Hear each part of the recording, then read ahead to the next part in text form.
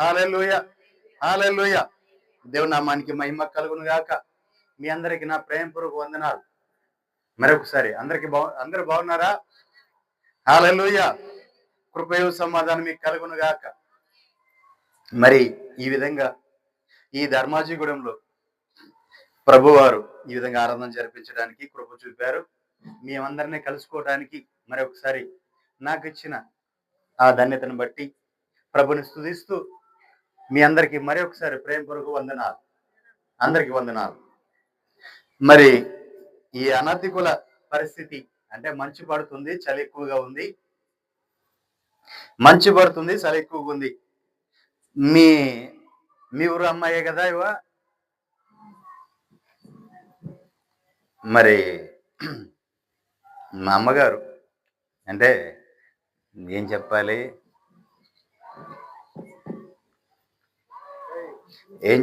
అంటే అవ్వమ్మ నా ఎముక.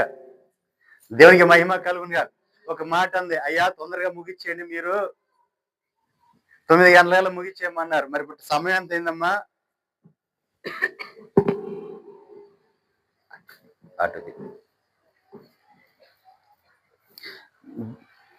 దేవునికి మహిమ కలుగునుగా. మరి త్వరగా ముగించడానికి నా చేతుల్లో లేదు. మరి నేనైతే ప్రభువుకి అప్పగించుకుంటాను. మరి ప్రభు చిత్తమే నెరవేర్చబడును గాక. హల్లెలూయా.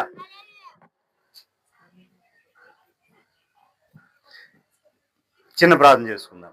మహాపరిశుద్ధుడైన మా గొప్ప తండ్రి, మీ పాదపద్మముకు వేలాది స్తోత్రాలు చెల్లించుకుంటూ స్తుతి ఘనతమైన వాళ్ళు మీకు ఆరోపిస్తూ అప్పగించుకుంటూ లొంగిపోతూ లోబడిపోతున్నాం. అయ్యా, ఈ విధంగా ఈ ధర్మాజిగూడెంలో ప్రభా ఈ సెమీ క్రిస్మస్ ఏర్పాటు చేయడం, మీ జన్మదినాన్ని పురస్కరించుకొని ఈ విధంగా ప్రభా మీ సువార్తను ప్రకటించడానికి మాకిచ్చిన ధన్యతను బట్టి వేలాది స్తోత్రాలు. అట్లాగే ఏర్పరచబడిన వారు అనేకులు వచ్చినారు, పిలువబడిన వారు ప్రభా వారందరితోనూ మీరు మాట్లాడండి. ప్రతి ఒక్క బిడ్డతోనూ మాట్లాడండి. అయ్యా, లైవ్ లో చూడబోతున్న ప్రతి బిడ్డను మీరు దర్శించండి. అయ్యా, ప్రతి బిడ్డతోనూ మీరు మాట్లాడండి. మా అంతరంగములు ఎరిగి మాట్లాడండి. మాతో మా అందరితోనూ మాట్లాడుకుంటూ మీకు అప్పగించుకుంటూ అయ్యా, నాకు కలిగిన జ్ఞానము, తెలివి, ఆలోచన, చదువు, తలంపు అన్ని కూడా నేను పెంటతో సమంగించుకుంటున్నాను. అయ్యా, నేను రిక్తుడను, చేత కాని వాడను.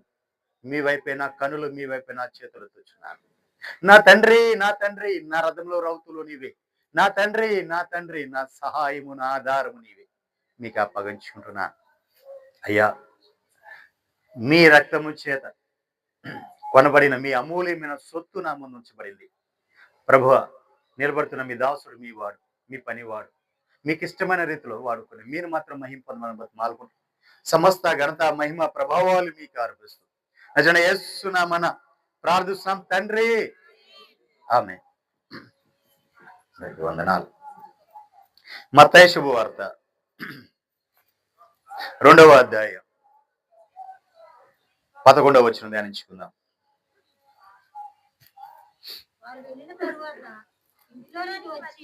ఇంటిలోనికి వచ్చి తల్లి అయిన మరియను ఆ శిశువును చూసి సాగిలపడి ఆయనను పూజించి తమ పెట్టెలను విప్పి బంగారమును, సాంబ్రాణిని, బోళమును కానుకలుగా ఆయనకు సమర్పించిరి. దేవునికి మహిమ కలుగునుగా. హల్లెలూయా.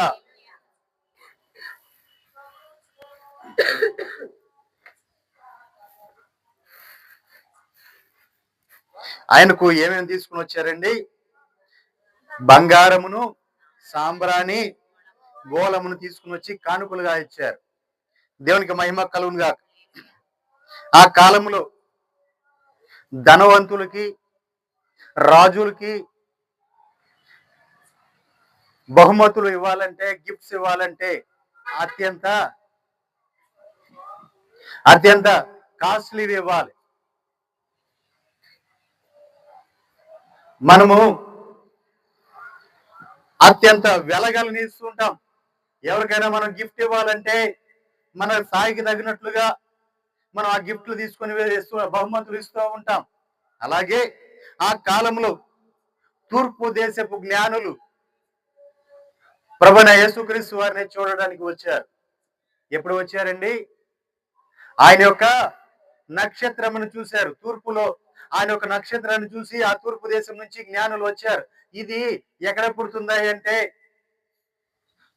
యాకోబులో నక్షత్రము ఉదయించును. యాకోబులో నక్షత్రం ఉదయించింది కాబట్టి ఇశ్రాయేలు దేశంలోనే ఈ నక్షత్రము ఇశ్రాయేలు దేశంలో ఉదయించింది కాబట్టి అక్కడ పుట్టి ఉన్నాడు, రాజు పుట్టి ఉన్నాడు. రండి మనం వెళ్ళి ఆయన చూసి వద్దాం అని చెప్పి బయలుదేరారు. వాళ్ళు బయలుదేరినప్పుడు ఆ నక్షత్రం వాళ్ళు ఉదయించినప్పుడు యేసు ప్రభు వారు ఎక్కడున్నారండి? పశువుల బాగులో ఉన్నారు.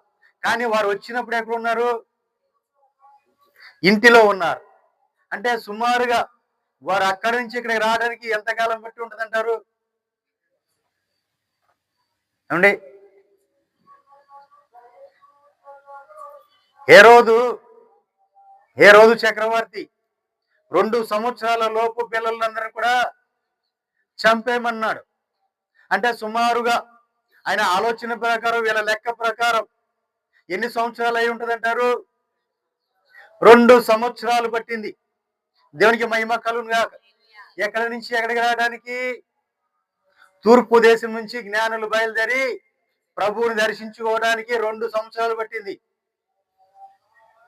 దేవునికి మహిమ కలుగును గాక. మరి మనమైతే అంత ప్రయాసపడతామా? అంత ఓర్పు గాని అంత సహనం గాని ఉంటుందా? ఈ కాలంలో మనకు అన్నీ ఉన్నాయి. ఏంటి? విమానాలు వచ్చాయి, మామూలుగా వాహనాలు అన్నీ వచ్చేసాయి, త్వరగా వెళ్ళిపోతాం. కానీ ఆ కాలంలో ఒంటెల మీద వెళ్ళాలి. అదంతా ఎడారి ప్రాంతం, అడవి మధ్యలో అడవులు ఉంటాయి, ఎడారి ఉంటది. అవన్నీ దాటుకుంటూ తాలుకుంటూ రావాలి. బయలుదేరిన వాళ్ళు ఆ దేశం నుంచి మరి ఈ దేశానికి వచ్చేటప్పుడు ఎడారిలో తినడానికి ఉండదు, ఉండడానికి ఉండదు. ఎడారి తుఫాను వస్తుంటది, చలి పడుతుంటది, మంచు పడుతుంటది. ఇవన్నీ తట్టుకొని తాలుకొని 2 సంవత్సరాలు పట్టింది ప్రభుని దర్శించుకోవడానికి. దేవునికి మహిమ కలుగును గాక. అయినా సరే ప్రభుని చూడగానే ఆ కష్టము, ఆ బాధ, అన్ని కూడా మర్చిపోయారు. ఆనంద సంతోషాలతో వారు తిరిగి వాళ్ళ గృహానికి వెళ్ళారు. దేవునికి మహిమ కలుగును గాక. వాళ్ళు వచ్చిన తర్వాత ప్రభువుకు తీసుకొచ్చిన బహుమతులు ఉన్నాయి. ఆ బహుమతులు ఏంటి? బంగారము, సాంబ్రాణి, బోలము. దేవునికి మహిమ కలుగును గాక. ఈ బంగారం గురించి 2 మాటలు మాట్లాడుకుందాం. మనందరికీ తెలిసిన బంగారం, లోకానుసారమైన బంగారం. ఎంతమంది చెవులకి ముక్కులకు ఉన్నాయి? దేవునికి మహిమ కలుగును గాక. ఈ లోకానుసారమైన బంగారం ఇది మన అక్కడికి రాదు. లోకంలో ఉన్నంతసేపు అక్కడికి వస్తుంది. కానీ ఆధ్యాత్మికలోకి వెళ్తే, కొంచెం దేవునికి దగ్గర అయితే ఇవి మనకి కొంతకాలానికి పనికిరావు.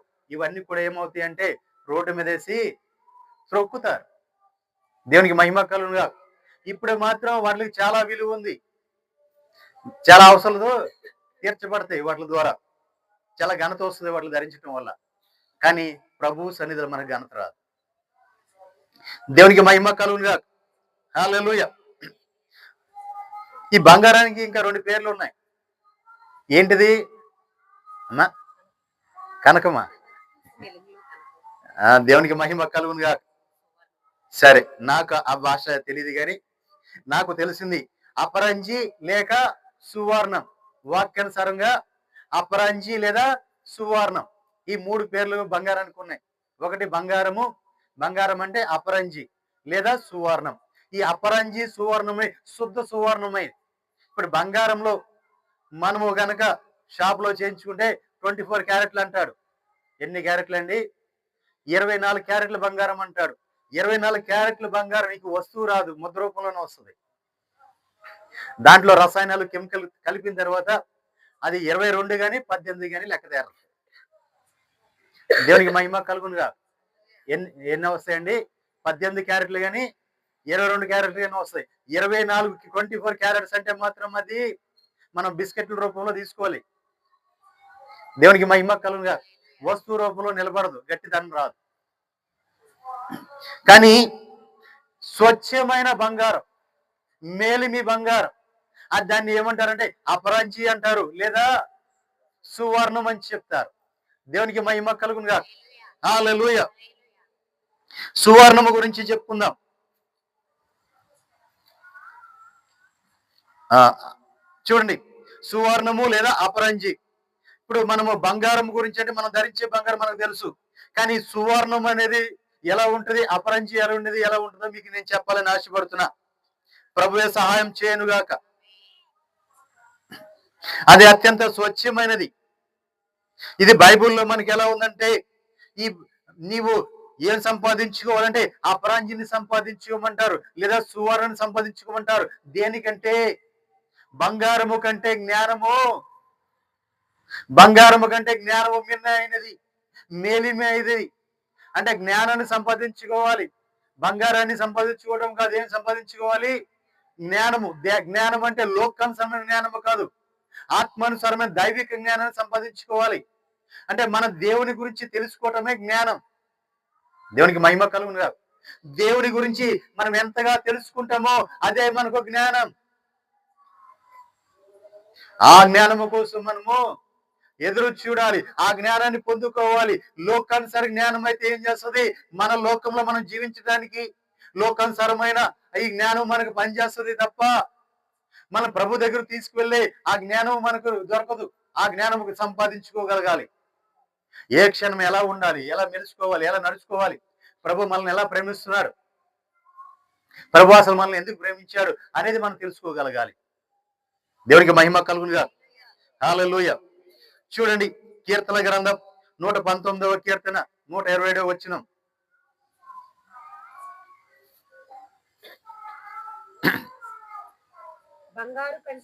బంగారు కంటేను అపరంజి కంటేను. చూడండి, బంగారము కంటే అపరంజి కంటే నీ ఆజ్ఞలు నాకు ప్రియముగా ఉన్నాయి. నీ ఉపదేశములన్నీ యథార్థములని నేను వాటిని మన్నించుచున్నాను. దేవునికి మహిమ కలుగును గాక. బంగారము కంటేను అపరంజి కంటే దేవుని యొక్క ఆజ్ఞలు ఆయనకి ప్రీతిగా ఉన్నాయంట. ఎవరికి? దావీదు మహారాజుకి. అయ్యా, నీ ఆజ్ఞలు నాకు ఎంతో ఇష్టంగా ఉన్నాయి. నాకెంతో ఇష్టమైన నీ ఆజ్ఞలు. బంగారము కంటే అపరంజి కంటే కూడా నీ ఆజ్ఞలు నాకు ఎంతో ఇష్టమైనవి అయ్యా. నీ ఉపదేశము నాకు, నీ ఉపదేశం యథార్థమైనదని నేను వాటిని మన్నించుచున్నాను. దేవునికి మహిమ కలుగును గాక. ఆయన ఉపదేశం ఎలాంటి? దేవుని యొక్క ఉపదేశం ఎలాంటిది? యథార్థమైనది. దేవునికి మహిమ కలుగును గాక. బంగారు కంటేను మేలిమి, బంగారు కంటేను ఆయన దేవుని యొక్క ఆజ్ఞలు ఎంతో ప్రియమైనవంట. చూడండి, ఆయన ఆజ్ఞలు అంత ప్రియమైనవి కాబట్టి, ఆజ్ఞలు అంత హృదయంలో అతుక్కున్నాయి కాబట్టి ఆయన ఆజ్ఞానుసారంగా ఆ వాక్యానుసారంగా జీవించాడు. ఆయన జీవించడం మాత్రమే కాదు, ఆయన పొందుకున్న కృప తరతరాలు నిలిచిపోయి శాశ్వతమైన కృపను పొందుకున్నాడు. అంటే ఆయనతో ముగిసిపోలా ఆశీర్వాదం, ఆ దీవెన ఆయనతో ఆగిపోలా, ఆ వాగ్దానం అక్కడితో నిలిచిపోలా. మరి ఏమైంది? శాశ్వత కాలము. ఆయన తర్వాత ఆయన పిల్లలు, తర్వాత ఆయన పిల్లలు, తర్వాత వారి పిల్లలు, వారి పిల్లలు, వారి పిల్లలు, వారి పిల్లలు, తరతరాలు అలా వస్తూనే ఉంది. ఎప్పటి నుంచి? దావీదుకి, ప్రభువైన యేసుక్రీస్తు వారికి 5000 సంవత్సరాలు. అయ్యారు అంతేనా? 5000 సంవత్సరాలు, 2000 సంవత్సరాలు, క్షమించండి, 2000 సంవత్సరాలు. దావీదుకిను ప్రభువైన యేసుక్రీస్తు వారికి మధ్యలో ఉన్నది 2000 సంవత్సరాలు. ఇప్పుడు ప్రభువైన యేసుక్రీస్తు వారికి మనకి మధ్యలో ఉన్నది 2025 సంవత్సరాలు. ఈ గ్యాప్ లో కూడా దావీదు ఒక సంతానానికి ఆస్వాదించబడతానే ఉంది. అంటే దావీదు పొందుకున్న ఆ కృప, ఆ ఆశీర్వాదం ఎప్పటి వరకు నిలిచింది? ఇప్పటి వరకు కూడా నిలిచే ఉంది. దేవునికి మహిమ కలుగునుగా. హల్లెలూయా. అంటే 4025 సంవత్సరాలుగా ఆ దావీదు పొందుకున్న ఆ ఆశీర్వాదం, ఆ వాగ్దానము అలా నెరవేరుతూనే వస్తూ ఉంది. దేవునికి మహిమ కలుగునుగా. మనము కూడా ప్రియులారా, ఏదైనా ఒక దేవుని నుంచి ఒక ఈవి పొందుకున్నామంటే, ఒక ఆశీర్వాదము గాని, ఒక వాగ్దానము గాని మనం పొందుకున్నామంటే అది మనతో నిలిచిపోకూడదు, మనతో అంతమైపోకూడదు. మరి ఎలాగా? మన బిడ్డలు, వారి బిడ్డలు, వారి బిడ్డలు తరతరాలు వెళ్ళిపోవాలి. దేవునికి మహిమ కలుగునుగా. హల్లెలూయా. కాబట్టి దావీదు ఏమనుకున్నాడు? బంగారు కంటేని అపరాంజి కంటే నీ ఆజ్ఞ నాకు ప్రియముగా ఉన్నదని చెప్పాడు. దేవునికి మహిమ కలుగునుగా. హల్లెలూయా. పరమగీతాలు 5వ అధ్యాయం 9వ వచనం ధ్యానించుకుందాం.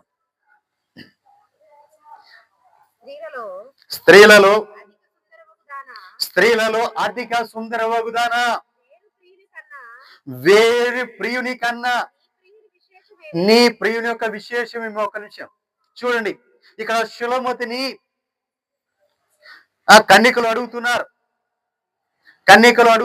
యెరూషలేము కన్నికలు సులమతిని అడుగుతున్నారు, ఇదిగో ప్రియులలో నీ ప్రియుని యొక్క విశేషం ఏంటి, నీ ప్రియుని యొక్క విశేషం ఏంటి అని అడుగుతుంటే ఆమె అంటుంది కదా, చదవనమ్మా.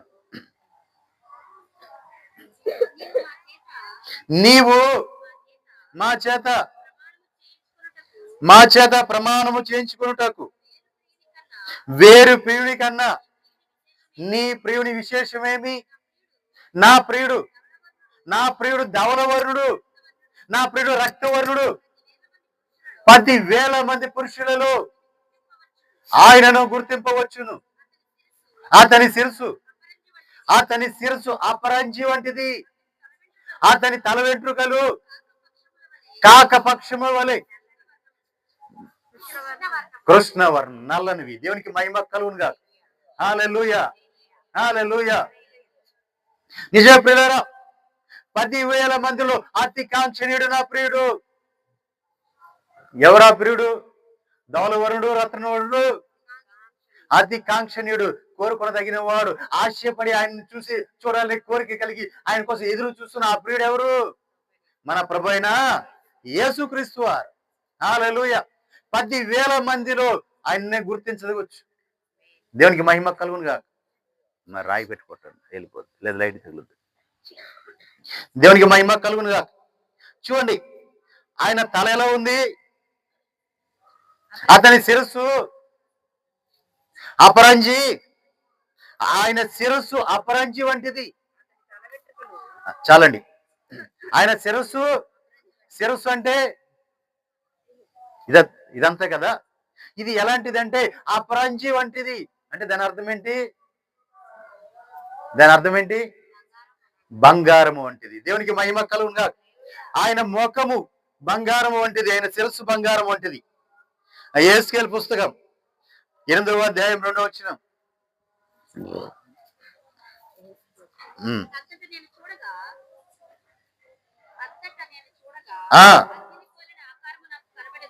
అగ్నిని పోలిన ఆకారం నాకు కనపడెను. నడుము మొదలుకొని దిగువనకు అగ్నిమయమైనట్టుగాను, నడుము మొదలుకొని పైకి తేజోమయమైనట్లుగాను, కరుగుచున్న అపరంజి అయినట్లుగాను ఆయన నాకు కనపడేను. దేవునికి మహిమ కలుగునుగా. ఇక్కడ యెహెజ్కేలు ప్రవక్త దేవుని యొక్క స్వరూప దర్శనాన్ని చూస్తున్నారు. దేవాది దేవుని యొక్క స్వరూప దర్శనాన్ని యెహెజ్కేలు ప్రవక్త చూస్తున్నారు. చూస్తూ ఆయన చూస్తుంటే ఏం కనపడుతుందంటే, పైనుంచి మీద నుంచి నడుము నుంచి కింద వరకేమో అగ్ని రూపంలో కనపడుతుంది. ఎప్పుడు మండుతూనే ఉంది. పైనుంచి పైకి కూడా ఆకారం మనిషి ఆకారం కనపడుతుంది, కానీ అగ్నిలో మనిషి ఆకారం కనపడుతుంది, కానీ మండుతూనే కనపడుతుంది. మండుతున్న అపరంజిని పోలి కనపడుతుంది. దేవునికి మహిమ కలుగునుగా. మండుచున్న అపరంజిని పోలి కనపడుతుంది. అంటే బంగారం మండుతున్నప్పుడు ఎలా ఉంటుందంటే దగ మెరుస్తా కనపడుతుంది. శుద్ధ సువర్ణమైన బంగారం అపరంజిని పోలి ఉంది.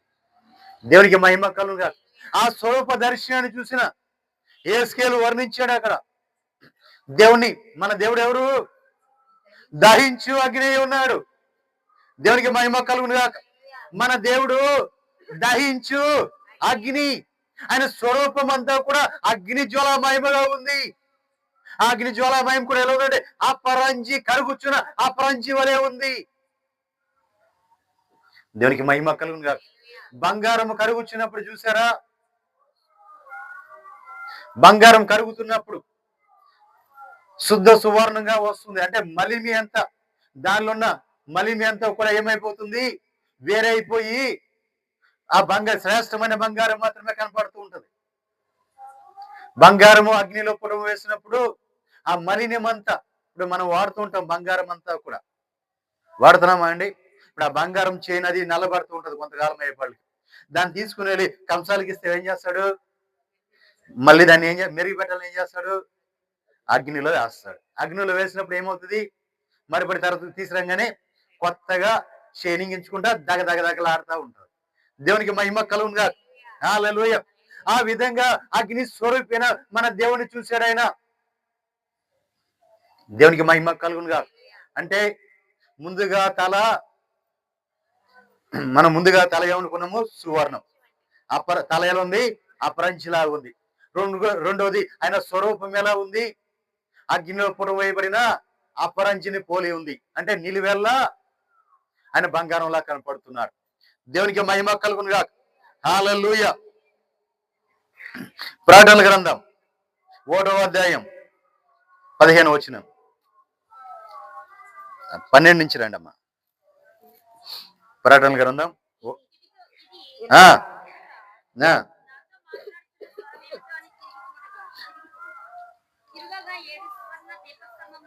ఇక్కడ చూడండి, అపోస్తుడైన యోహాను గారు ప్రత్యక్షం పొందుకుని ఆయన మాట్లాడుతున్నారు. నాతో మాట్లాడిన వాడి స్వరం ఏంటి అని నేను తిరిగి చూశాను. 7 సువర్ణ దీప స్తంభముల మధ్య, 7 సువర్ణ దీప స్తంభముల మధ్యను మనుష్య కుమారుని పోలిన యువకుని చూసి తిని, ఆయన తన పాదముల మట్టుకు దిగుచున్న వస్త్రములు ధరించుకొని రొమ్మునకు బంగారు దట్టి కట్టుకొని ఉండెను. ఆయన తల వెంట్రుకలను తెల్లని ఉన్నిని పోలి ఉన్నాయి. హిమమంతా ధవలంగా ఉండెను. ఆయన నేత్రములు అగ్ని జ్వాలామయము. ఆయన పాదములు ఎక్కడమ్మా, ఆయన పాదములు కొలిమిలో పుటము వేయబడిన మెరియుచున్న అపరంజితో సమముగా ఉన్నాయి. ఆయన కంఠస్వరము విస్తార జల ప్రవాహములు దాని వల్లే ఉండేది. చాలండి. దేవునికి మహిమ కలుగుగా. ఆయన పాదములు ఎలా ఉన్నాయండి, కొలిమిలో పుటము వేయబడి మెరిచున్న అపరంజితో సమానంగా ఉన్నాయి. దేవునికి మహిమ కలుగుగా. ఇప్పుడు నేను 3 మాటలు చెప్పాను. ఒకటి, ఆయన శిరస్సు ఎలా ఉంది, అపరంజి వంటిది. ఆయన స్వరూప దర్శనం ఎలా ఉంది, అపరంజి వంటిది. ఆయన పాదములు ఎలా ఉన్నాయి, అపరంజి వంటిది. అంటే మన దేవుడు మేలిమి బంగారం కంటే శ్రేష్ఠుడైన వాడు, శుద్ధ బంగారం కంటే శ్రేష్టమైన వాడు. రెండోది, ఆయన చూసిన అన్ని కూడా ఎక్కడ పుట్టము వేయబడిన అగ్నిలో కాల్చబడుతున్న ఆ స్వరూప దర్శనం. దేవునికి మహిమ కలుగుగా. అంటే ఆయన స్వరూప దర్శనం ఎలా ఉందని, అగ్నిలో కాల్చబడుతున్న స్వరూప దర్శనంగా ఉంది. దేవునికి మహిమ కలుగుగా. ఆయన అపరంజిని పోలి ఉన్నాడు. అంటే నిలువెల్లా కూడా ఆయన ఎలా ఉన్నాడు. మన పిల్లలు అంటాం ఏమంటాం మన పిల్లల్ని, నా కొడుకేంటి నా కూతురేంటి బంగారం అంటాం. దేవునికి మహిమ కలుగుగా. వాళ్ళు పెద్ద అయినా కానీ తెలియదు బంగారము. దేవునికి మహిమ కలుగునుగా. హల్లెలూయా. నిజమే ప్రియులారా, ఆయన నిలువెల్లా కూడా అపరంజిగా ఉన్నాడు. అంటే బంగారంకి ఆయన బంగారంతో. అందుకని అయ్యా నువ్వు నిలువెల్లా బంగారం, ఇదిగో నువ్వు అపరంజీవి అని చెప్పి ఆ బంగారాన్ని తీసుకుని వచ్చి ఆయన కానుకగా ఇచ్చారు. దేవునికి మహిమ కలుగునుగా. హల్లెలూయా. రెండవ మాట,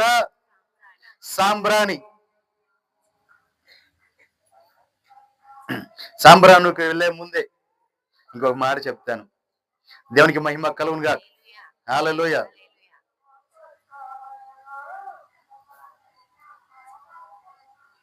మరి ఇప్పుడు అపరంజిని గురించి చెప్పుకున్నాం కదా, సువర్ణం గురించి కూడా ఒక మాట చెప్పి సాంబ్రాణంలోకి వెళ్తా.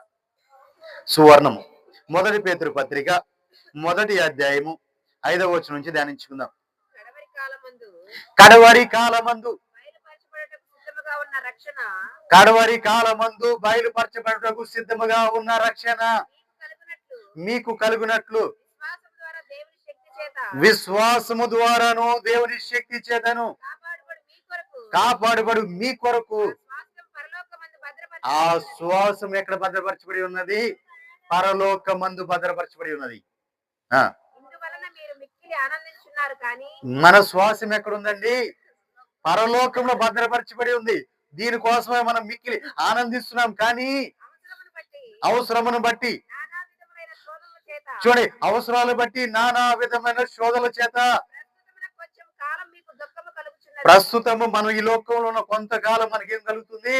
దుఃఖం కలుగుతూ ఉంది, శ్రమలు, బాధలు, ఇబ్బందులు అందుకే వస్తున్నాయి. కానీ మన శ్వాసం ఎక్కడుంది? పరలోకములో ఉంది.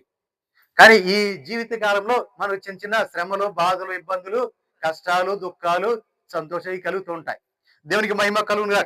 కింద వచనం చూడండి, నశించిపోవు సువర్ణము అగ్ని పరీక్ష వలన శుద్ధపరచబడినట్లుగా. నశించిపోతున్న సువర్ణము అగ్ని పరీక్ష వలన శుద్ధపరచబడుతున్నది కనుక దానికంటే అమూల్యమైన మీ విశ్వాసము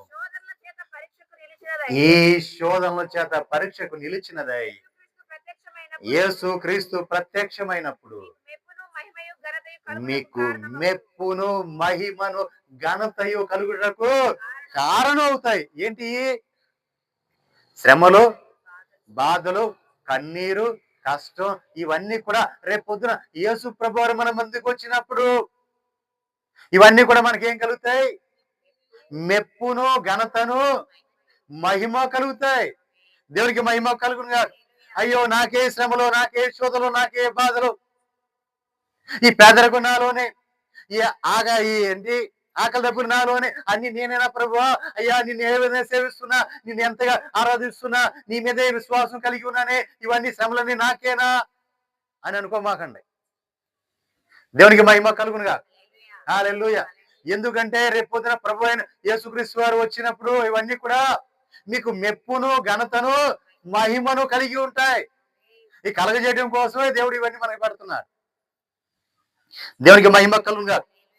మనము ఇవన్నీ కూడా అనుభవించేటప్పుడు మనం ఎలా అవుతామంటే శుద్ధ సువర్ణముగా మారుతాం. ఎలా మారుతామండి? శ్రమ లేదు, బాధ లేదు, ఇబ్బంది లేదు, హ్యాపీగా జీవితం సాగిపోతుంది. ప్రభు గుర్తు వస్తాడా? వస్తాడా అండి? ప్రభు గుర్తుకు రాడు. మరి ఎప్పుడు గుర్తుకు వస్తాడు?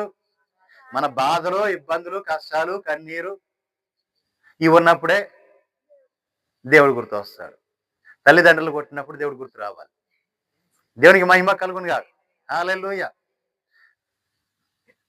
నిజ ప్రియులారా, ఇవన్నీ కూడా ఎందుకు మనకు దేవుడు పెట్టాడు అంటే మనం దేవునితో అంటికట్టబడుతూ ఉన్నారు.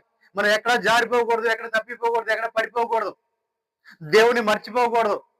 ఇక నీతో నాకు పని ఏముంది, నాకు అన్నీ ఉన్నాయి కదా అనుకుంటే సరిపోద్దా?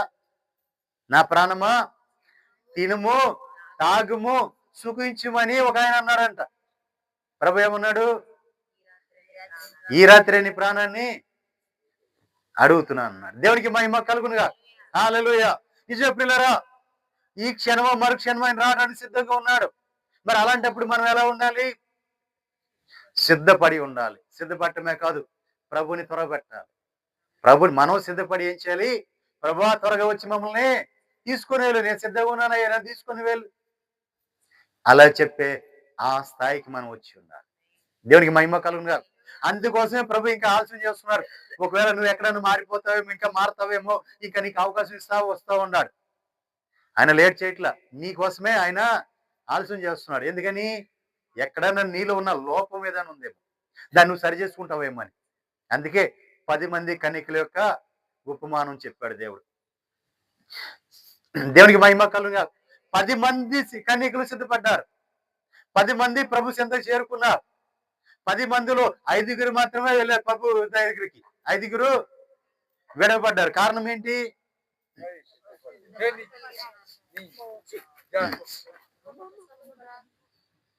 దేవునికి మహిమ కలుగునుగా. నిజమే ప్రియులారా, ఆ సిద్ధపాటు లేదు. ఆ సిద్ధపాటు కావాలి. అందుకే మనకేం కావాలి? మనం సిద్ధపడ్డ ఎలా ఉండాలి? సువర్ణముగా ఉండాలి. దేవునికి మహిమ కలుగునుగా. మనం సువర్ణముగా ఉండాలి. ఆ అగ్నిలో పుటం వేసిన మనం ఎలా రావాలి బయటికి? సువర్ణముగా, శుద్ధ సువర్ణముగా రావాలి. ఎక్కడ కూడా మచ్చ, మలినము, కుళ్ళు, డాగు, కుషితం అనేది ఏది ఉండకూడదు.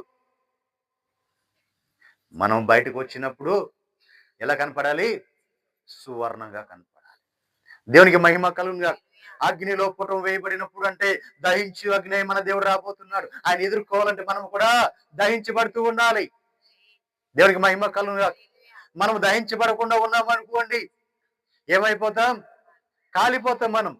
అంటే ఆయన ముందు మనం నిలబడలేం. ఆయన ముందు మనం నిలబడాలంటే ఆయన శుద్ధత మనలో ఉండాలి. ఆయన అగ్నిలో ఆయన అగ్నిలో పుటం వేయబడుతున్న సువర్ణముగా ఎలా ఉన్నాడో మనము కూడా అగ్నిలోంచి తీయబడిన శుద్ధ సువర్ణముగా మనం ఉండాలి. దేవునికి మహిమ కలుగునుగా. హల్లెలూయా. యోబు పుస్తకం 23వ అధ్యాయం 10వ వచనం ధ్యానించుకుందాం.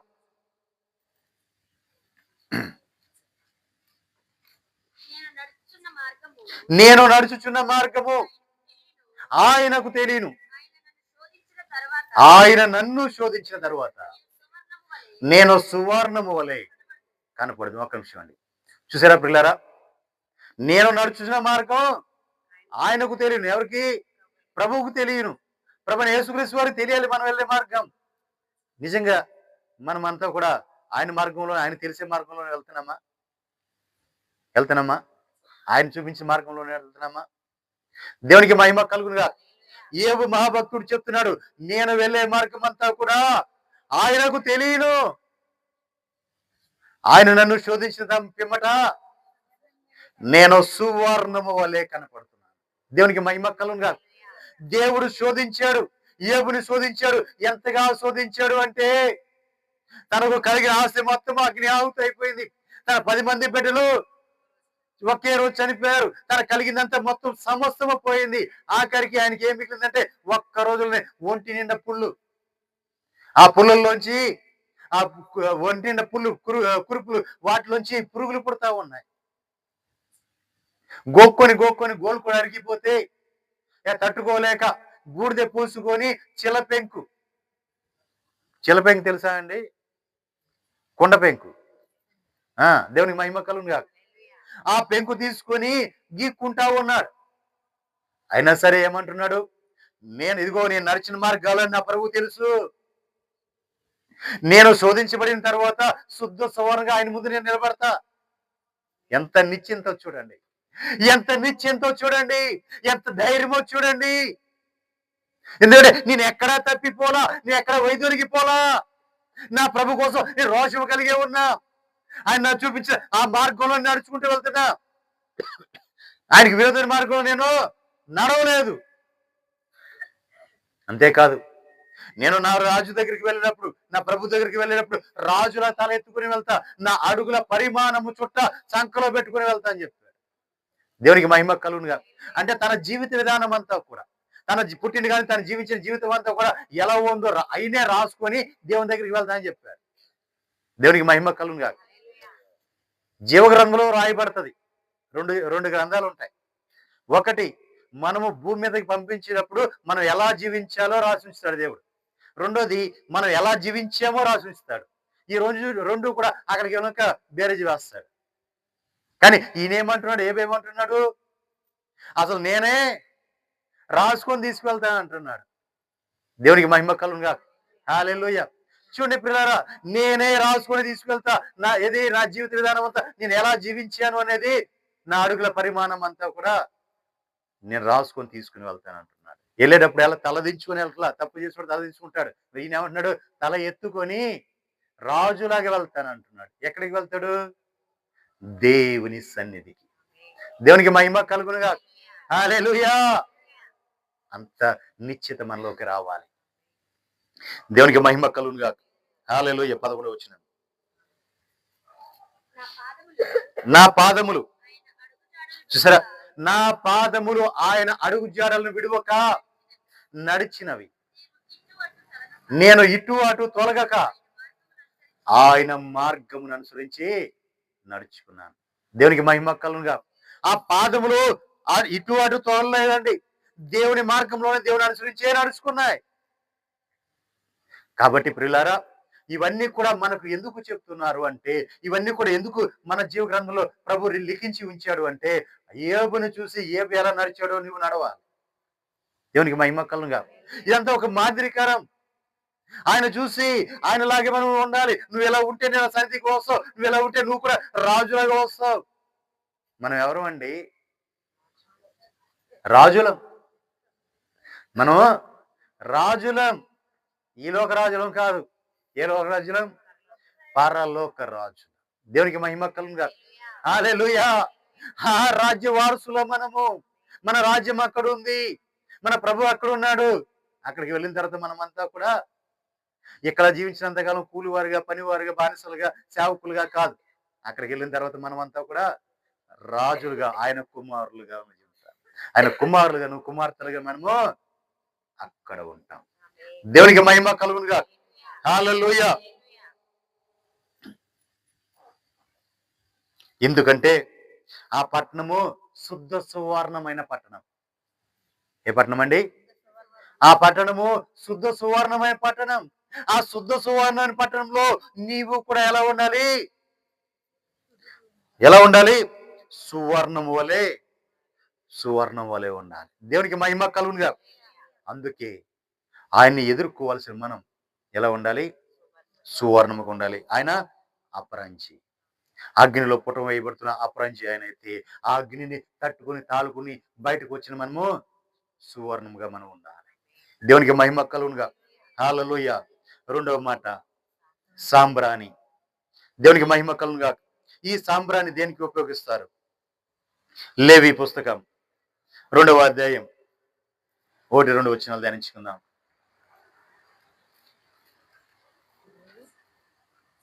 లేవి పుస్తకం. ఒకడు యెహోవాకు నైవేద్యము చేయనప్పుడు అతడు అర్పించినది గోధుమ పిండిదై ఉండవలెను. అతడు దాని మీద నూనె పోసి సాంబ్రాణి వేసి యాజకులకు అహరోను కుమారులకు దానిని తేవలెను. అందులో నుండి యాజకుడు తన చెరతో చేరెడు నూనెయు తీసుకొని యెహోవాకు ఇంపైన సువాసన గల హోమముగా బలిపీఠం మీద అందులో ఒక భాగమును జ్ఞాపకార్థముగా దహించాలి. దేవునికి మహిమ కలుగునుగా. చూడండి పిల్లారా, నీవు తెచ్చిన అర్పణ దేవుని సన్నిధికి వెళ్ళాలి అంటే నీ ప్రార్థన అనే ధూపం, దాంట్లో సాంబ్రాణి కలిస్తే, సాంబ్రాణి ఇప్పుడు నిప్పుల మధ్య వేస్తే ఏమవుతుందండి?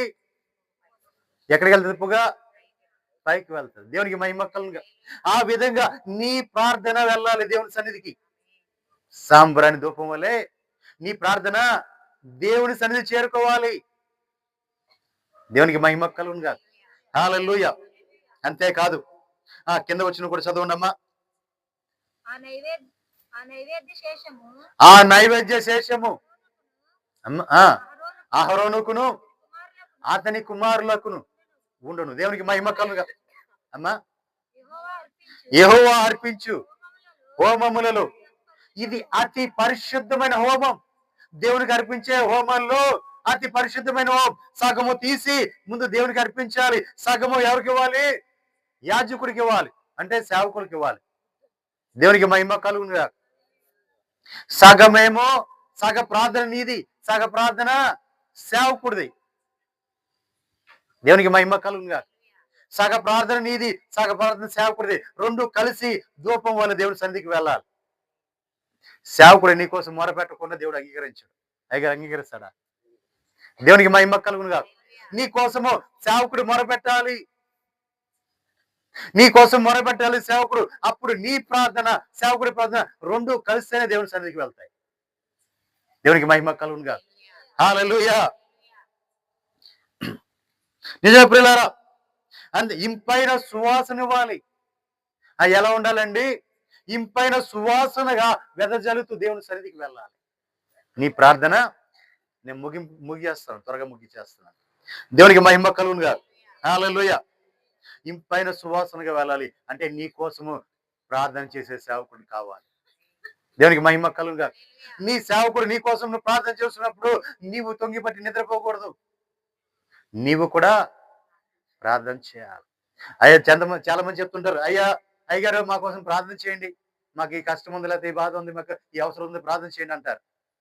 అయ్యగారు ఇక్కడ ప్రార్థన చేస్తుంటే అక్కడ నువ్వు గురిపెట్టి నిద్రపో.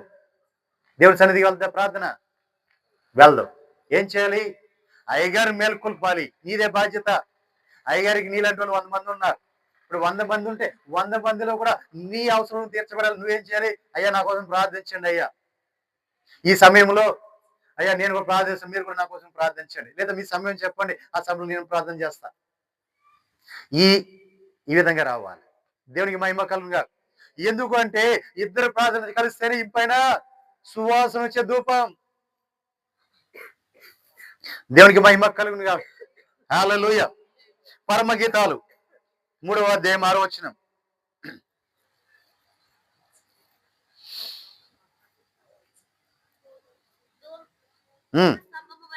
ధూప స్తంభము వలె అరణ్య మార్గము కావచ్చు. ఇది ఏమి? గోపరసముతోను సాంబ్రాణితోను వర్తకులం వివిధమైన సుగంధ సూర్ణములతోను పరిమళించు వచ్చు. ఇది ఏమి? ఇదిగో. చాలండి, ఒక నిమిషం చాలు. దేవునికి మహిమ కలుగునుగా. హల్లెలూయా. ఇంకా మనం చూసినట్లయితే ధూప స్తంభం వలె ధూమ స్తంభం అంటే పొగంతా ఒకేసారి గప్పును లేచినప్పుడు ఎలా వెళ్తుంది? స్తంభం లాగా వెళ్తుంది. దేవునికి మహిమ కలుగునుగా. ఈ విధంగా ఆ ధూమ స్తంభం వలె నీ ప్రార్థన ఉండాలి. అది ఇంపైన సువాసనగా ఉండాలి. ఆ సువాసన దేవుని సన్నిధిలోకి వెళ్ళాలి. దేవునికి మహిమ కలుగునుగా. ఆ సువాసన ఎలా ఉండాలి? ఇంపైనదిగా ఉండాలి. దేవుని సన్నిధికి వెళ్ళాలి. దేవునికి మహిమ కలుగునుగా. హల్లెలూయా. నిజ పిల్లరా, మరి అందుకే ప్రభు వారికి సాంబ్రాన్ని తీసుకుని వచ్చారు. అయ్యా ఇదిగో ఈ సాంబ్రాణి వలె నీవు మా కోసం ప్రాయశ్చిత్తం చేస్తున్నావు, మా కోసం శ్రమ పడుతున్నావు, మా కోసం బాధపడుతున్నావు. సాంబ్రాన్ని ఎక్కడ వేస్తారండి? సాంబ్రాన్ని ఎక్కడ వేస్తారు? అగ్నిలో నిప్పుల మీద వేస్తారు. నిప్పుల మీద అంటే సాంబ్రాణి నిప్పుల మీద ఏం సాంబ్రాణి కనపడతాక ఏమైపోద్ది? కరిగి బూడిదైపోద్ది. ఇదిగో మా కోసము నీవు బూడిదిగా మారిపోతావు. ఎలాగా? అగ్ని ఇదిగో ఈ నుప్పుల మీద వేసిన సాంబ్రాణి ఏమవుతుంది? తర్వాత నుప్పులు ఎలా ఉంటాయండి? ఆరిపోతే వెలుగుతాయా? దేవునికి మహిమ కలుగునుగా. హల్లెలూయా. ఆ నుప్పులు వేయడానికి బొగ్గులు తీసుకుంటాం. బొగ్గులు ఎలా ఉంటాయండి? బొగ్గులు ఎలా ఉంటాయి? నల్లగా ఉంటాయి. నల్లని బొగ్గులు అంటే మలినమైన మన పాప జీవితం. అది వెలిగించబడిన తర్వాత ఆ అగ్నిలో వెలుగుచున్నప్పుడు అప్పుడు ఆ ధూపం అనే సాంబ్రాన్ని వేయంగానే ధూపంగా పరిమళిస్తూ పైకి వెళ్తుంది. అయ్యా నీవు ఆ నల్లని బొగ్గు లాంటి మా జీవితాలని, ఆ మలినమైన జీవితాలని నువ్వు వెలిగించి మండించి ప్రభా నీతో మమేకము చేసి మమ్మల్ని మీ సన్నిధికి తీసుకొని వెళ్ళండి. దేవునికి మహిమ కలుగునుగా. హల్లెలూయా. ఎలాగండి? మలినమైన బొగ్గులు, నల్లని బొగ్గులు అంటే మన జీవితాలను, అపవాది అంధకారంలో ఉన్న మన జీవితాలను, పాపంలో ఉన్న మన జీవితాలను ఆయన మండించి మన మీద ఆయన సాంబ్రాణిలో ఆయన ప్రార్థన కుమ్మరించి ఇప్పుడు ఆ ప్రార్థనతో కలిసి దేవుని సన్నిధికి మనం ఎలా వెళ్ళాలి? సువాసననిచ్చు అంటే ఇద్దరు కలిసి ప్రభువు మనము కలిసి దేవుని సన్నిధికి చేరుకోవాలి. అంటే ఆయన మనము కూడా ఐక్యమైపోయి ఉంటాం. ఒకే పోలిక ఒకే రూపంలో మనము దేవుని సన్నిధిలో ఉంటాం. ఈ విధంగా నీవు కరిగిపోవాలయ్యా. అని సాంబ్రాన్ని తీసుకుని వచ్చారు. మా కోసం నువ్వు ప్రాయశ్చిత్తం చేయటమే కాదయ్యా, మా కోసం నిత్యము కూడా నువ్వు ప్రార్థించాలి అని చెప్పి ఆ సాంబ్రాన్ని ప్రభుకి ఇచ్చారు. ప్రభు ఏం చేస్తున్నాడు? మన కోసము నిత్యము ప్రార్థన చేస్తున్నాడు. విజ్ఞాపన చేసేది విజ్ఞాపనకర్త అయిన నిత్యముగా నీ కోసము, నా కోసం, మన కోసం, మనందరి కోసం కూడా ఆయన విజ్ఞాపన చేస్తూనే ఉన్నాడు. అయ్యా, మంచులో కూర్చున్న బిడ్డలు ఒకసారి జ్ఞాపకం చేసుకో. మన కోసం ప్రార్థన చేసే మన ప్రధాన యాజకుడు ఉన్నాడు అక్కడ. ఎక్కడ? పరలోకంలో అత్యున్నత సింహాసనం దగ్గర తండ్రి సన్నిధిలో మన కోసం ప్రార్థన చేసే పేరుని పెట్టి వీళ్ళందరూ ఉన్నారయ్యా, నా బిడ్డలు ఇదిగో ఆ మంచులో కూర్చుని ఉన్నారు, ఒకసారి జ్ఞాపకం చేసుకో. ఇంతగా ప్రయాసపడుతున్నారు వారిని, వారు కరుణించు, వారి అవసరం తీర్చు, వారిని ఆస్వాదించు, వారిని దర్శించు. చేయట్లేదంటారా? దేవునికి మహిమ కలుగునుగా. ప్రతిదీ చూస్తూనే ఉంటాడు ఆయన. నీ ప్రతి కదలిక కూడా ఆయన చూస్తూనే ఉంటాడు. దేవునికి మహిమ కలుగునుగా. హల్లెలూయా. మూడోది బోలము. దేవునికి మహిమ కలుగునుగా. ఈ బోలం ఎలా ఉంటదంటే చేదుగా ఉంటది. ఎలా ఉంటదండి? చేదుగా ఉంటది. దేవునికి మహిమ కలుగునుగా. కానీ ఇది పరిమళ ద్రవ్యాల్లో కలుపుతారు, దీన్ని సువాసన ఇస్తుంది. యాకోబు కూడా ఆహారము లేనప్పుడు ఐగుప్తు రాజు దగ్గరికి వెళ్ళినప్పుడు అక్కడ ఆ దేశంలో ఉన్న అత్యంత ప్రాముఖ్యమైనవి పిస్తా పప్పులు, బాదం పప్పులు, ఈ బోలము, సాంబ్రాణి, ఇవన్నీ కూడా వాళ్ళకి అక్కడికి బహుమతులుగా పంపించాడు. దేవునికి మహిమ కలుగునుగా. ఈ చేదైనది బోలము చేదైంది. ఈ చేదు ఇదిగో ఈ లోకములో ఉన్న వారందరూ కూడా నిన్ను గాయపరుస్తారు, నిన్ను బాధ పెడతారు, నిన్ను అవమానిస్తారు. ఈ చేదు నువ్వు మింగాల్సి వస్తుంది, ఈ చేదు నువ్వు త్రాగాల్సి వస్తుంది.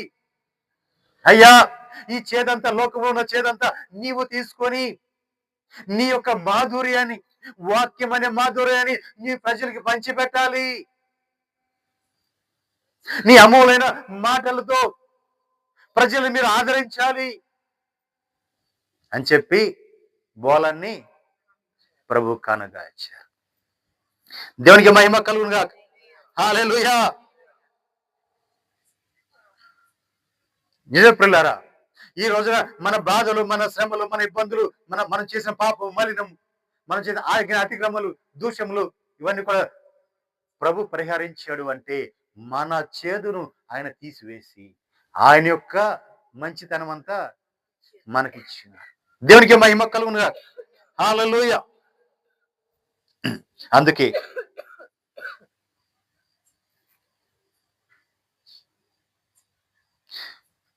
2 కొరింథీ పత్రిక 3వ అధ్యాయం 14-15 వచనాలు ధ్యానించుకుందాం.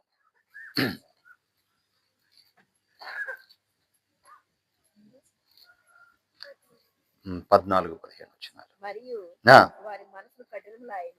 వారి మనసులు కఠినములాయను కనుక నేటి వరకు పాత నిబంధన చదవబడినప్పుడు అది క్రీస్తునందు కొట్టివేయబడినని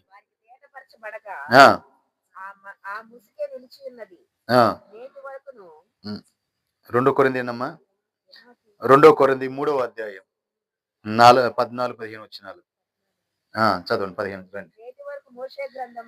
నేటి వరకు మోషే గ్రంథము వారు చదివినప్పుడల్లా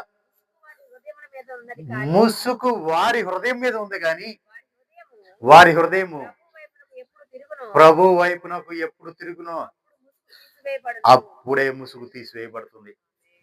మతం అనే ముసుగు ఏదండి? ధర్మశాస్త్రం అంటే మతం, ఆచారం, సాంప్రదాయాలు.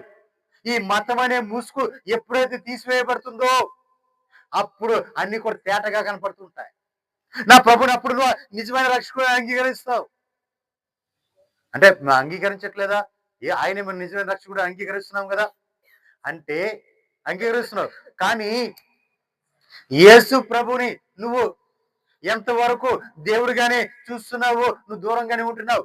కానీ ఆయన నీతో ఉన్నాడు, నీలో ఉన్నాడు, నిన్ను ఆయన పోలికలో మారుస్తున్నాడు, ఆయన రూపంలో మారుస్తున్నాడు. నీవు ఆయన సరిసమంగా ఉండాలి. ఇప్పుడు నీవు శుద్ధ సువర్ణగా మార్చబడితే తప్ప ఆయన ప్రక్కన ఉండలేవు. ఆయన ప్రక్కన ఉండాలంటే మన పాతవన్నీ కూడా ఆ ముసుగును తీసివేయాలి. ఆ ముసుగును తీసినప్పుడు తేటగా కనపడుతుంటాయి. ఇప్పుడు ఏంటి, యేసు ప్రభువారు ఎలా జీవించారో ఆయన అలాగ మనము కూడా జీవించాలి. ఆయన మనం మాదిరిగా పెట్టుకోవాలి. భక్తిలో మనం ఉన్న మతంలో ఉన్నంత వరకు కూడా అది ముసుగుగానే ఉంటది. మతంలో ఉన్నంతసేపు ముసుగుగానే ఉంటది. కానీ మతంలోంచి బయటకు రాగానే ఆయన మాదిరి జీవితం కనపడుతుంటది మనకి. యేసు ప్రభువారు ఈ లోకంకి వచ్చి ఎలా జీవించారో అలా జీవించాలి. అది ఆయన యొక్క మాదిరి జీవితం. అందుకే అపోస్తలుడైన పౌలు గారు అని ఒక మాట అన్నారు, నేను క్రీస్తుని పోలి నడుచుకుంటున్నాను, మీరు నన్ను పోలి నడుచుకోండి అని చెప్పారు. అంటే నేను క్రీస్తులాగా నేను మారిపోయా. నన్ను చూసినా క్రీస్తుని చూసినా ఒకటే. కాబట్టి మీరు కూడా అలాగూ ఉండాలి, నన్ను చూసి నేర్చుకోండి అన్నారు. దేవునికి మహిమ కలుగునుగా. హల్లెలూయా. కింద వచ్చినాను. ప్రభువే ఆత్మ, ప్రభు యొక్క ఆత్మ ఎక్కడ ఉండునో అక్కడ స్వాతంత్ర్యం ఉంటది. మనమందరము ముసుగులేని ముఖముతో ప్రభు యొక్క మహిమను అద్దము వలె ప్రతిబింబ చేయొచ్చు. మహిమ నుంచి అధిక మహిమలోకి పొందొచ్చు. ప్రభువగు ఆత్మ చేత ఆ పోలికగానే మనము మార్చబడుచున్నాం. దేవునికి మహిమ కలుగునుగా. నిజమే ప్రియులారా, ఆయన పోలికలో ఆయన రూపంలో మనం మార్చబడాలి. ఎంతకాలం ఇలా ఉన్న ఉపయోగం లేదు, ఎంతకాలం భక్తి చేసిన ఉపయోగం లేదు. ఎందుకంటే ప్రభు నీలోనికి రావాలి, నీవు ప్రభులాగా మారిపోవాలి. ఆయన పోలికలో ఆయన రూపంలో మారకోకుండా నువ్వు పరలోక రాజ్యము చేరుకోలేవు. ఆయన మధ్యాకాశానికి వచ్చినప్పుడు ఈ మలినమైన శరీరాన్ని ఇక్కడ విడిచిపెట్టి నువ్వు అక్షయ శరీరం ధరించుకొని గువ్వలకు ఎగిసినట్టుగా నీ ఇంటికి నువ్వు వెళ్ళిపోవాలి. దేవునికి మహిమ కలుగునుగా. హల్లెలూయా. ఉన్న పాటునే ఎత్తబడతావు. ఉన్న పాటినే ఇప్పుడే ప్రభు రాకడ వస్తే మనమంతా కూడా ఉన్న పాటిని ఎత్తబడుతుంటే మనం మధ్యాకాశానికి ప్రభు శరీరం చేరుకునే లోపలే మన శరీరం అంతా మారిపోద్ది. ఏ పోలిక వచ్చేది? ప్రభు యొక్క పోలికలో వచ్చేస్తావు. ఆయన పోలికలో ఆయన రూపంలో మనం మారిపోతాం. దేవునికి మహిమ కలుగునుగా. హల్లెలూయా. అందుకని మనం ఎలా ఉండాలి అంటే క్రీస్తు సువాసనై ఉండాలి. క్రీస్తు యొక్క సువాసనై ఉండాలి. మనం ఆయన పోలికలో ఆయన రూపంలో మనం మార్చబడాలి. కాబట్టి ప్రియులారా, ఇదిగో ఈ బోలము అయ్యా మా చేదును తీసివేసి మా పాపములను మా దోషములను పరిహరించి మమ్మల్ని నీతో అంటుకట్టబడి నీతో మమేకమై మేము కూడా నీతో పాటే సన్నిధికి రావాలి. ఎక్కడికి? దేవుని సన్నిధికి రావాలి అని చెప్పి ఆ బోలాన్ని తీసుకుని వచ్చారు. దేవునికి మహిమ కలుగునుగా. హల్లెలూయా. హల్లెలూయా. ఒకటి, అపరాంజి వంటి నీవు మా ప్రజలను శుద్ధ సువర్ణంగా మార్చయ్యా. రెండవది, నీ ప్రజలు చేయు ప్రార్థనలో నీవు కూడా మాతో పాటు ప్రార్థన చేసి మీ సన్నిధికి మా ప్రార్థన చేర్చుకోండి. మూడోది, నీ ప్రజల దోషములను అంటే చేదును పరిహారించి సువర్ణముగా మమ్మల్ని మార్చి అయ్యా సువాసనిచ్చు ఇంపైన ధూపంగా మీ సన్నిధులు మేము నిత్యము ప్రకాశించాలయ్యా. కోటాను కోట్ల సంవత్సరాలు మీతో కలిసి మేము సువాసనిస్తూ వెదజల్లుతూ మీతో కలిసి మేము ఉండాలయ్యా అని మనం ప్రార్థన చేసుకోవాలి. దేవునికి మహిమ కలుగునుగా. హల్లెలూయా. ఆయన బహుమతులు ఏమేమి తెచ్చారండి? బంగారము, సాంబ్రాణి, బోలముని తీసుకుని వచ్చారు. బంగారము, సాంబ్రాణి, బోలము ఈ మూడు కూడా ఎందుకు ఇచ్చారంటే మనల్ని ప్రభుతో పెనవేయడానికి, ప్రభుతో అంటుకట్టబడటానికి, ప్రభు మనల్ని పరిహరించి ఆయనతో పాటు నివసించడానికి, ఆయన ప్రక్కనే మనం ఉండడానికి, ఆయన భార్యగా మనము ఆయన ప్రక్కనే నిలబడటం కోసం మనకు పోగొట్టుకున్న ఆ అర్హతను, ఆ ధన్యతను మనకి ఇవ్వటానికి, ఆ తిరిగి మన స్థానాన్ని మనకి ఇవ్వటానికి ప్రభు ఈ లోకానికి వచ్చారని చెప్పి ఆ తూర్పు జ్ఞానులు దేవునికి ఆరాధించి ఆ బహుమతులు ఆయనకి ఇచ్చారు. దేవునికి మహిమ కలుగునుగా. హల్లెలూయా. మరి ఈ మనము కూడా ఆయన జన్మదినాన్ని జరుపుకుంటాం. ఇంకా ఎన్ని రోజులు? ఇంకెన్ని రోజులు ఉందండి? ఇంకా 5 రోజులే ఉంది. ఆయన జన్మదిన వేడుకలు మనం జరుపుకుంటున్నాం. కానీ 2025 సంవత్సరాల క్రితం ఆయన వచ్చాడు ఈ లోకానికి. ఆ రోజు నుంచి ఈ రోజు వరకు కూడా ఆయన జన్మదినం అనేది జరుపుకుంటున్నాం. మనము మరి ఆయన అసలు ఈ లోకానికి ఎందుకు వచ్చాడు? ఆయన ఏం చేసాడు? మనకు ఆయన ఏమిచ్చి వెళ్ళాడు? ఆయన మనకి ఏం చెప్పి వెళ్ళాడు? ఎప్పుడన్నా ఆలోచిస్తున్నామా? ఆలోచిస్తున్నామా? ఆలోచించాలి. ఆయన ఈ లోకానికి వచ్చి ఏం చేశాడు? ఎందుకు వచ్చాడు ఈ లోకానికి? ఏం చేశాడు? మనకు ఆయన ఏమిచ్చి వెళ్ళాడు? ఏమి నేర్పి వెళ్ళాడు? మనము కోల్పోయిన ఆయన స్వరూపాన్ని, మనం కోల్పోయిన ఆయన రూపాన్ని, కోల్పోయిన ఆయన ఆత్మను తిరిగి పొందుకొని యథావిధిగా ఆయనతో కలిసి జీవించడం కోసం ఆయన ఈ లోకానికి వచ్చాడు. ఇంకా ఆయన్ని పశువుల పాకలో పరుండబెట్టి జ్వాల పాటలు పాడితే సరిపోద్దా? విమర్శించట్లేదు నేను. విమర్శించట్లేదు. కానీ చెప్తున్నా.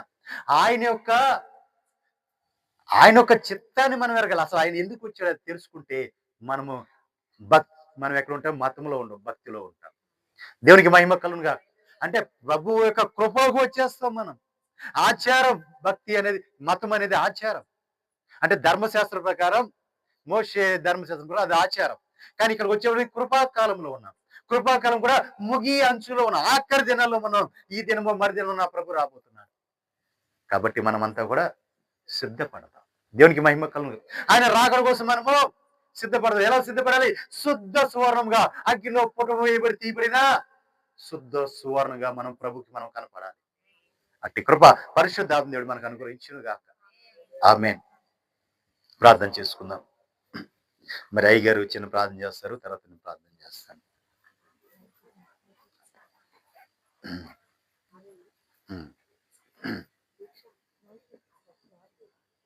ప్రార్థన చేసుకుందాం.